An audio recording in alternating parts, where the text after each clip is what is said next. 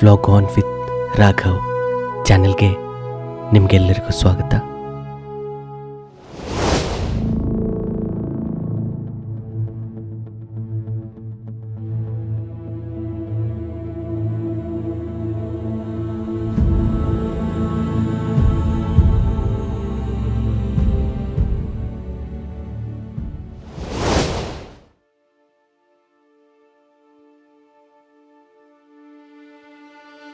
ಇಲ್ಲಿಂದ ಹೋಗೋಕ್ಕೆ ನನಗೆ ಮನಸ್ಸೇ ಇರಲಿಲ್ಲ. ಆದರೆ ಸಮಯ ಮೀರ್ತಾ ಇತ್ತು. ಬೇರೆ ದಾರಿ ಇಲ್ಲದೆ ಇಲ್ಲಿಂದ ಹೊರಟೆ.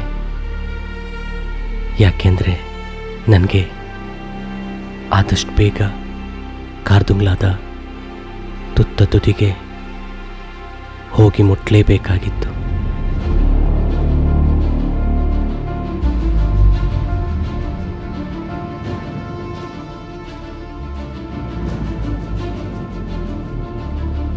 ಅದಷ್ಟೇ ಅಲ್ಲ, ಅಲ್ಲಿಗೆ ಹೋಗಿ ಮತ್ತೆ ರಿಟರ್ನ್ ಬರಬೇಕಾಗಿತ್ತು. ಆಲ್ರೆಡಿ ತುಂಬಾ ಲೇಟ್ ಆಗಿಬಿಟ್ಟಿತ್ತು. ಮನಸ್ಸಲ್ಲಿ ಏನೋ ಒಂದು ರೀತಿ ಭಯ ಕಾಡ್ತಾ ಇತ್ತು. ಮತ್ತೆ ಇನ್ನೊಂದು ಕಡೆ ಈ ಬ್ಯಾಗ್ ಬೇರೆ ನನಗೆ ತುಂಬಾ ತೊಂದರೆ ಕೊಡ್ತಾ ಇತ್ತು. ಮತ್ತು ಈ ಬ್ಯಾಗ್ನಿಂದ ನನಗೆ ಶೋಲ್ಡರ್ ಪೇನ್ ಕೂಡ ತುಂಬಾ ಜಾಸ್ತಿ ಆಗಿಬಿಟ್ಟಿತ್ತು. ಹಾಗಾಗಿ ನಾನು ತುಂಬಾ ಟಯರ್ಡ್ ಆಗಿಬಿಟ್ಟಿದ್ದೆ.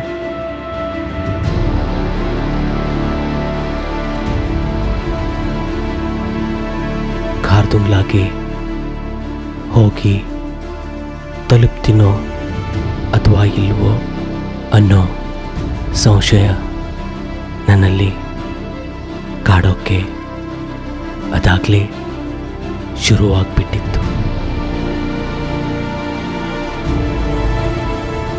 ಮುಂದೆ ಹೋಗೋಕ್ಕೆ ನನ್ನಲ್ಲಿ ಶಕ್ತಿ ಕೂಡ ಇರಲಿಲ್ಲ. ಆದರೂ ಧೈರ್ಯ ಮಾಡಿ ಮುಂದೆ ಹೊರಟೆ.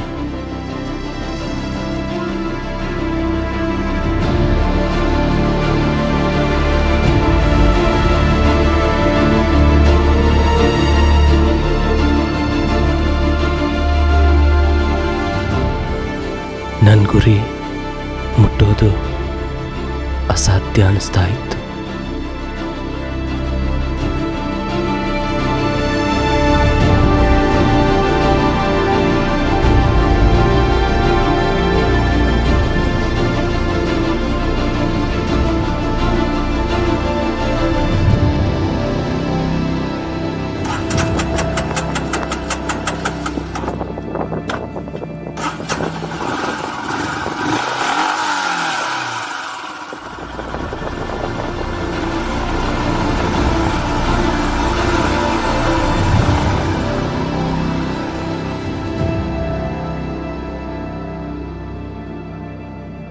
ಇವಾಗ ನನ್ನಲ್ಲಿರೋ ಶಕ್ತಿ, ನನ್ನ ಧೈರ್ಯ ಒಂದೇ ಆಗಿತ್ತು.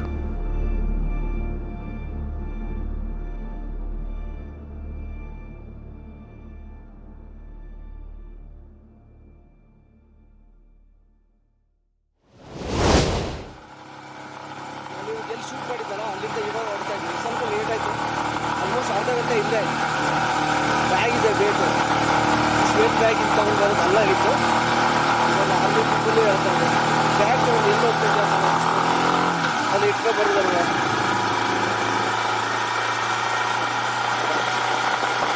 ನೋಡಬೇಕಿತ್ತು ಹಾಸ್ಟೆಲಲ್ಲಿ ಲಾಕರ್ ಬೇರೆ ಸೇಫ್ಟಿ ಕೂಡ ಚೆನ್ನಾಗಿತ್ತು. ಸೇಫ್ಟಿ ಇತ್ತು, ಬಟ್ ಲ್ಯಾಪ್ಟಾಪ್ ಎಲ್ಲ ಇದೆಲ್ಲ ಧೈರ್ಯ ಸಾಕಾಗಿತ್ತು.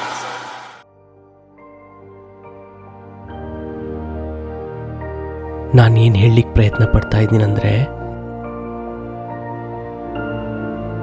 ಈ ಬ್ಯಾಗ್ ಕಾಟ ಸಹಿಸ್ಕೊಳ್ಳೋಕ್ಕೆ ಆಗ್ತಾ ಇಲ್ಲ ರೀ.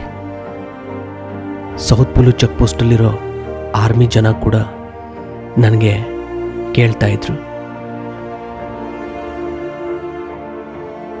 ಇಷ್ಟು ದೊಡ್ಡ ಬ್ಯಾಗ್ ಹೆಗ್ಲಿಗೆ ಹಾಕ್ಕೊಂಡು ಇಲ್ಲೆಲ್ಲಿ ಬಂದಿದೀಯಾ ಅಂತ. ಮತ್ತೆ ನನಗೆ ಸಲಹೆ ಕೂಡ ಕೊಟ್ಟರು, ಇಷ್ಟು ದೊಡ್ಡ ಬ್ಯಾಗ್ ಹೆಗ್ಲಿಗೆ ಹಾಕ್ಕೊಂಡು ನೀನು ಬರಬಾರ್ದಿತ್ತು ಅಂತ. ಮತ್ತು ಇದು ತುಂಬಾ ಅಪಾಯಕಾರಿ ಅಂತಾನೂ ಹೇಳಿದರು. ಬಟ್ ಏನು ಗೊತ್ತಾ, ನನಗೆ ನಾನಿರೋ ಹಾಸ್ಟೆಲ್ನಲ್ಲಿ ನನ್ನ ವ್ಯಾಲ್ಯೂಯಬಲ್ ಥಿಂಗ್ಸನ್ನು ಅಲ್ಲೇ ಬಿಟ್ಟು ಇಷ್ಟು ದೂರ ಬರೋದು ನನಗೆ ಯಾಕೋ ಸೇಫ್ ಅನಿಸಿಲ್ಲ. ಅದಕ್ಕೆ ಅದನ್ನೆಲ್ಲ ನನ್ನ ಜೊತೆಗೆ ತೊಗೊಂಡು ಬಂದುಬಿಟ್ಟೆ. ಅದೇ ದೊಡ್ಡ ತಪ್ಪಾಗ್ಬಿಡ್ತು. ಇವಾಗ ಅನುಭವಿಸ್ತಾ ಇದ್ದೀನಿ.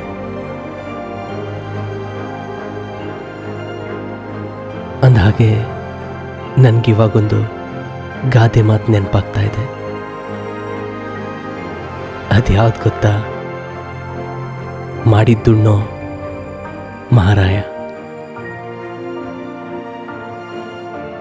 ಇದು ನನಗೆ ಸೂಟ್ ಆಗತ್ತಲ್ವಾ? ಏನಂತೀರ?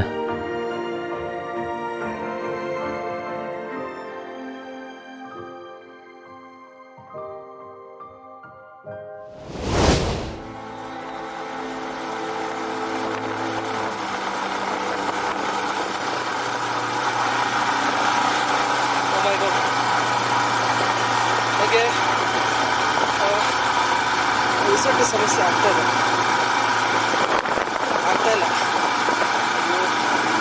ನನಗೆ ಕಾಪುರ್ದಾಗ ಹೋಗಬೇಕು, ಕಿತ್ತೂರಿಗೆ ಹೋಗ್ಬೇಕು ತುಂಬ ಆಸೆ ಇದೆ. ಹಾಗೆ ಮುಂದೆ ಹೋಗ್ತಾ ಇದ್ದಂತೆ ನನಗೆ ಉಸಿರಾಟದ ಸಮಸ್ಯೆ ತುಂಬಾ ಜಾಸ್ತಿ ಆಗ್ತಾ ಇತ್ತು.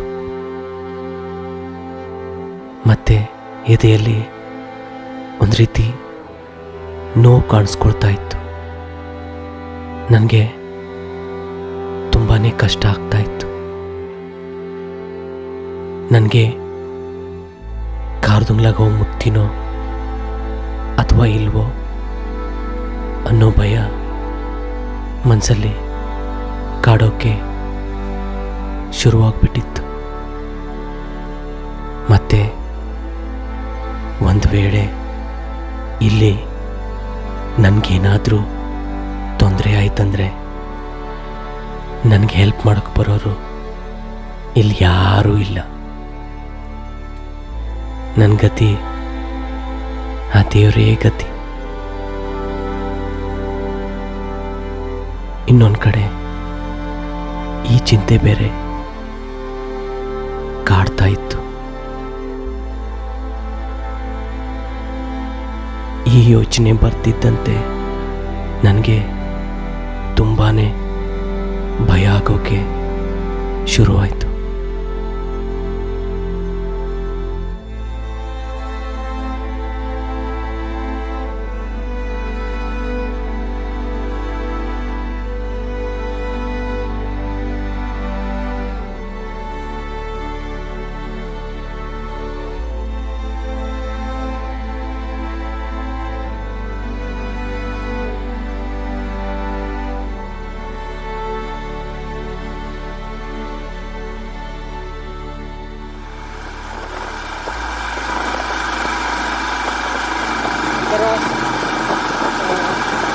ತಲೆ ಒಚ್ಚೆ, ಆಮೇಲೆ ಎದೆ ಸೋತ್ ಬರ್ತಾರೆ just because of this bag ಅಂತ ಅನಿಸುತ್ತೆ.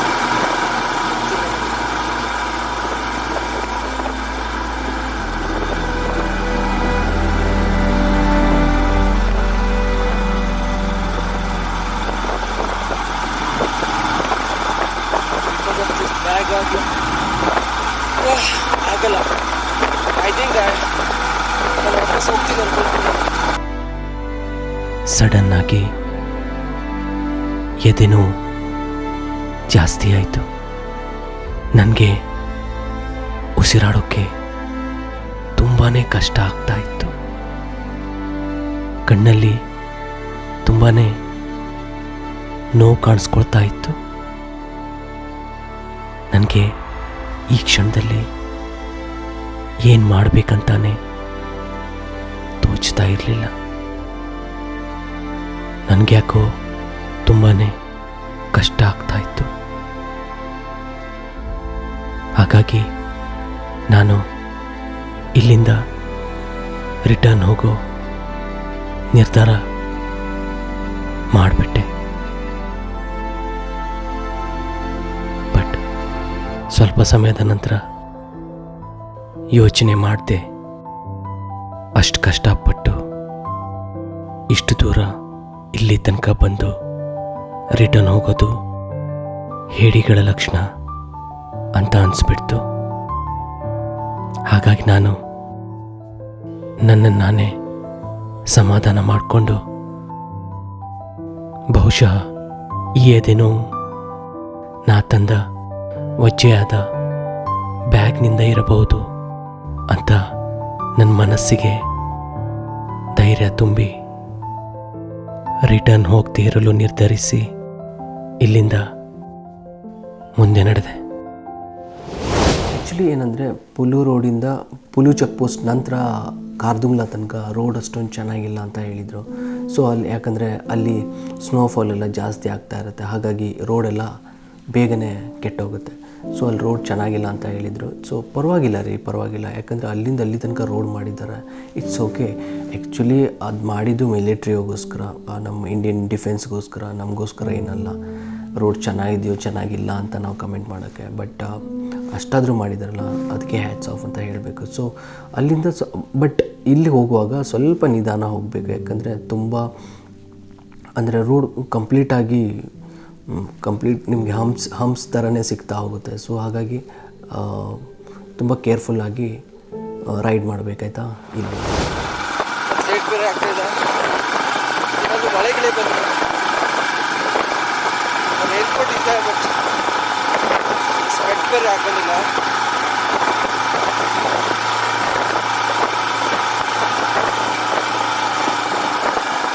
ಇನ್ನೂ ಎಷ್ಟು ದೂರ ಇದೆ ಇದು?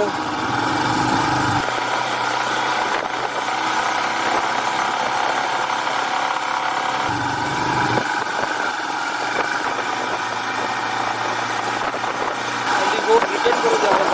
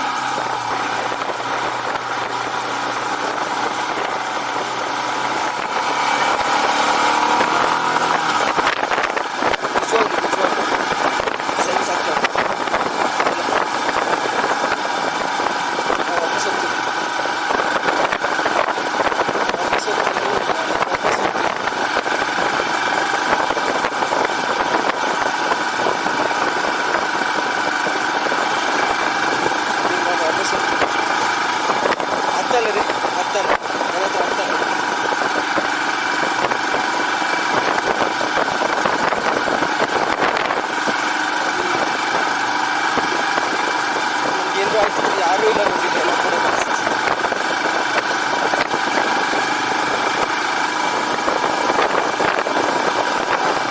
ಕಂಡೂರಿ ಆಯ್ತಾ, ಕಂಡೂರಿ ಪ್ಲಸ್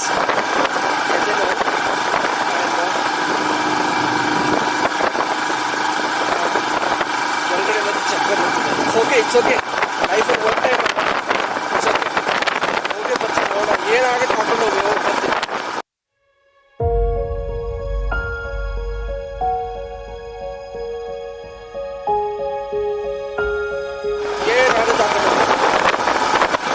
ಮಾಡಿದ್ದನೋ ನಾವು ಯಾವುದು ಪ್ರಯತ್ನ ಅಂತ ಹೆದರಲ್ಲ.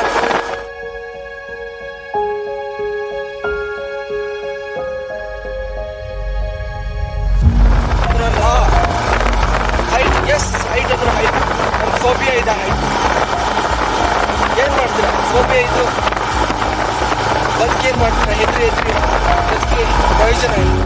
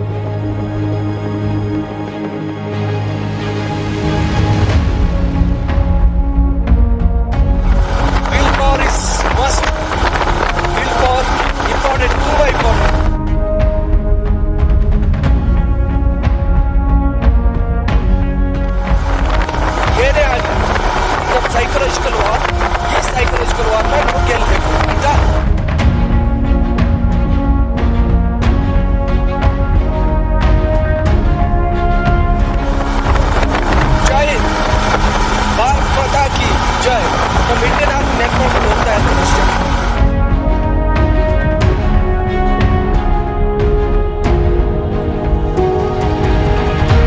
ಇಂಡಿಯನ್ ಆರ್ಮಿ ಇರಲ್ವಾ, ಜಸ್ಟ್ ರೈಡ್ ಮಾಡ್ಕೊಂಡು ಹೋಗ್ತೀನಿ.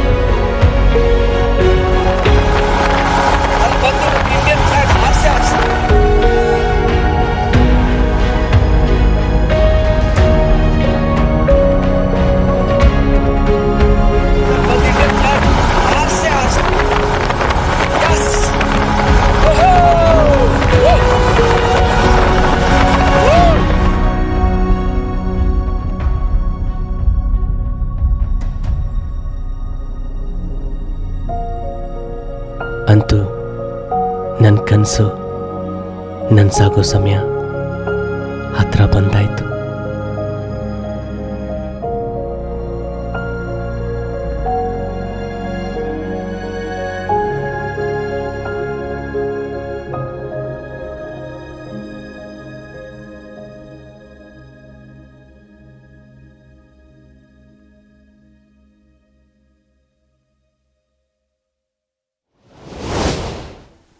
ಅಂತೂ ನಾ ಏನು ಕನಸು ಕಂಡಿದ್ನಲ್ವ ಆ ಟೈಮ್ ಹತ್ತಿರ ಬರ್ತಾಯಿದೆ.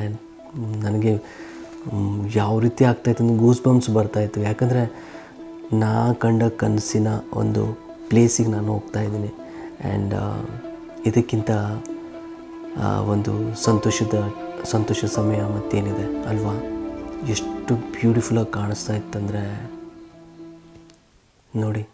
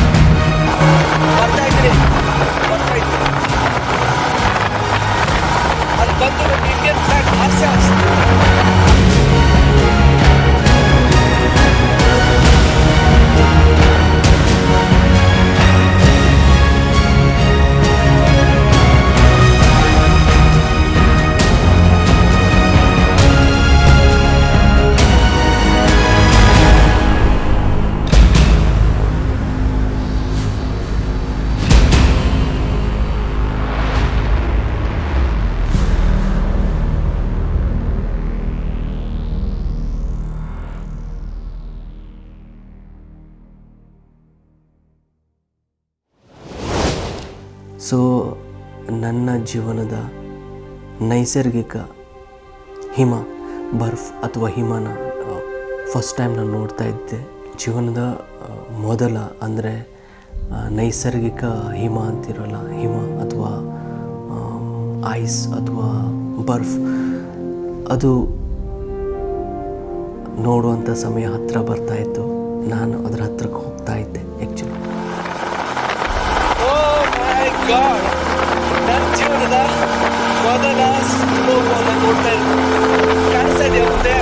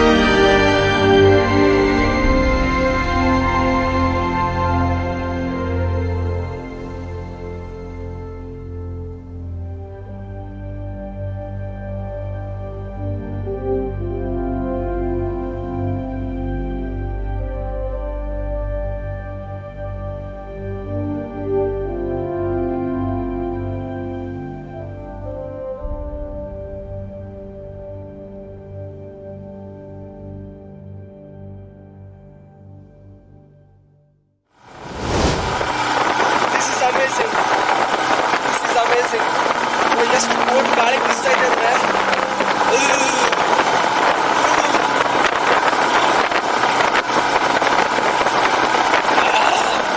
ಆಗಲ್ಲ ನನ್ನ ಹತ್ರ ಆಗಲ್ಲ. ಅಯ್ಯೋ ಐಸ್ ಮುಟ್ಬೇಕು, ನಾನು ಐಸ್ ಮುಟ್ಬೇಕು ಪ್ಲೀಸ್, ನಾನು ಐಸ್ ರೋಡ್ ಬರ್ತಾನೆ ಸ್ವಲ್ಪ ಐಸ್ ಇದೆ, ನಾನು ಐಸ್ ಮುಟ್ಬೇಕು please. I just want to touch the ice. ಯಾವತ್ತೂ ನನ್ನ ಲೈಫಲ್ಲಿ ನಾನು ಐಸ್ನ ಮುಟ್ಟೇ ಇಲ್ಲ ರೀ.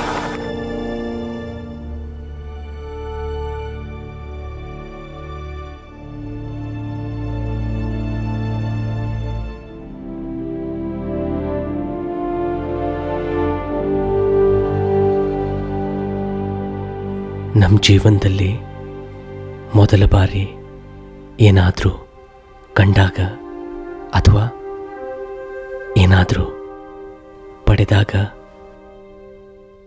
ಆಗೋ ಒಂದು ಸಂತೋಷದ ಅನುಭವ ನನಗೆ ಇವಾಗ ಆಗ್ತಾ ಇತ್ತು.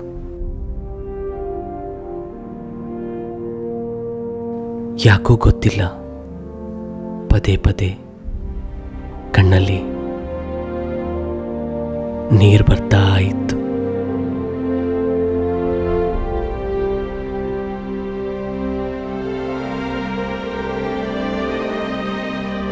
ಬಹುಶಃ ನಾನು ತುಂಬಾನೇ ಖುಷಿಯಲ್ಲಿದ್ದೆ ಅನ್ಸತ್ತೆ.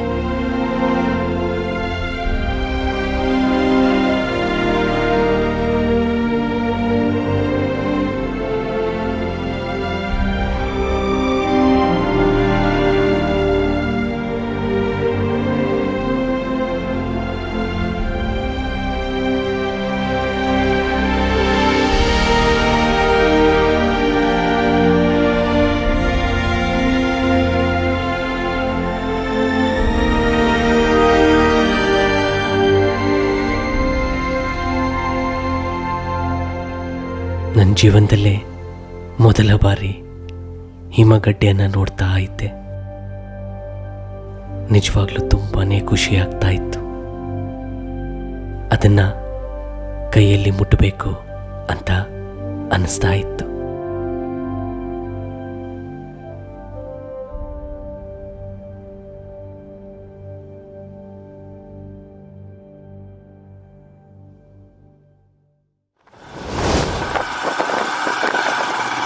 ಸ್ವಲ್ಪ ಆಫ್ ರೋಡ್ ಸ್ಟಾರ್ಟ್ ಆಯಿತು.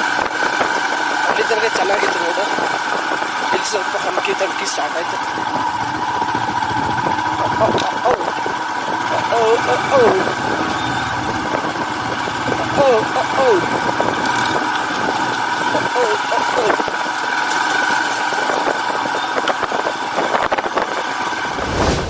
ಸೊ ನೋಡ್ತೀನಿ,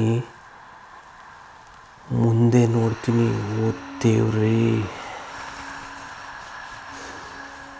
ಅನ್ಬಿಲೀವಬಲ್. ಸ್ವಲ್ಪ ಐಸ್ ನೋಡಿದೆ ಅಲ್ಲಿ. ಓ ಮೈ ಗಾಡ್, ನನ್ನ ತಲೆನೇ ಕೆಟ್ಟೋಗ್ಬಿಡ್ತು. ಆಬ್ವಿಯಸ್ಲಿ ಮುಂದ್ಗಡೆ ತುಂಬ ಐಸ್ ಇರುತ್ತೆ, ತುಂಬ ಐಸು ಹಿಮಗಳು ಇರುತ್ತೆ. ಬಟ್ ನನ್ನ ಜೀವನದ ಫಸ್ಟ್ ಹಿಮನ ನೋಡಿದೆ, ನನಗೆ ತುಂಬಾ ಖುಷಿಯಾಗ್ಬಿಡ್ತು. ಆ್ಯಕ್ಚುಲಿ ಬೈಕ್ ಸ್ಟಾಪ್ ಮಾಡಿದೆ. ನನಗೆ ಇಳಿದ್ಬಿಟ್ಟು ಹುಚ್ಚದು ಕುಣಿಬೇಕು ಆ ಥರ ಆಗ್ತಾಯಿತ್ತು actually. After 2 steps, I lost my balance. And you know, that's when the colors started to change.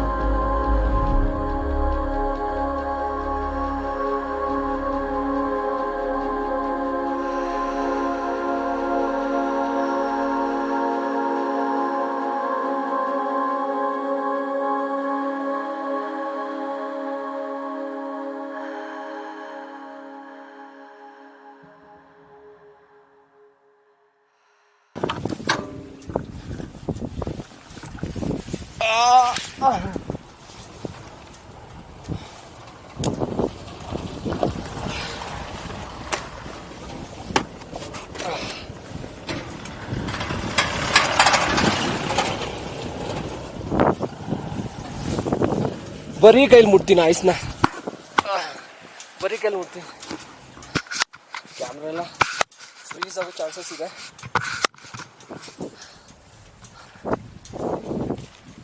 ನನ್ನ ಜೀವನದ ಫಸ್ಟ್ ಐಸ್ ನಾನು ಮುಟ್ತಾ ಇದ್ದೀನಿ.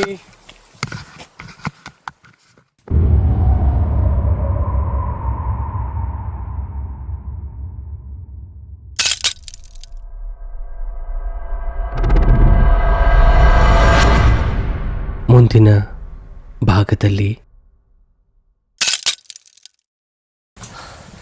ಐಸ್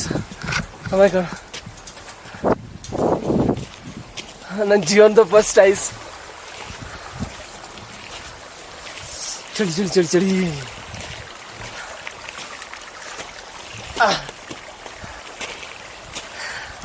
ನನ್ನ ಲೈಫಿನ ಫಸ್ಟ್ ಐಸ್.